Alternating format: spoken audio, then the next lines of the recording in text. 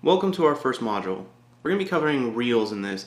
Everything on which best reel would be for you, as well as how to put line on the reels and how to properly dial in. We're going to start off with the spinning reel right here. The spinning reel is actually one of my favorites, and I actually used it all the way from when I was a kid till just recently when I first bought my first bait caster. I know a lot of guys, they stick to spinning reels because they're a little scared of getting to bait casters, but we're going to talk about that in the next video. One of the great features I like about the spinning reel is you can take it apart to clean it.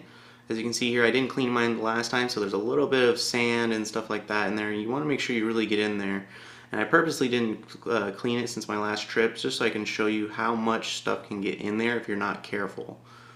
As you can see, there's a little bit of rust building up there, and that's just over from not cleaning it from 2 days of use. Now, I did use this down at saltwater down at the beach, so it did corrode a little bit faster because of that, but don't be fooled, it will corrode just as fast with fresh water, especially nowadays with so many different kinds of pollutants in the waters from boats and everything else.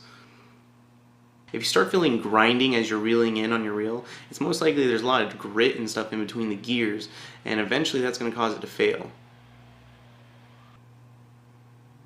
It also usually has a really kind of nice feature of being able to tag your line there.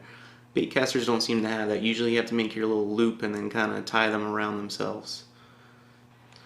One of the good advantages of being able to take the spool off of a spinning reel is that you can have multiple spools sitting around in your shop or your garage, and each one can have a different kind of pound or test or braided line versus monoline versus fluorocarbon line, and this allows you to have one reel that can interchange and be used for multiple target fish and kinds of styles of fishing.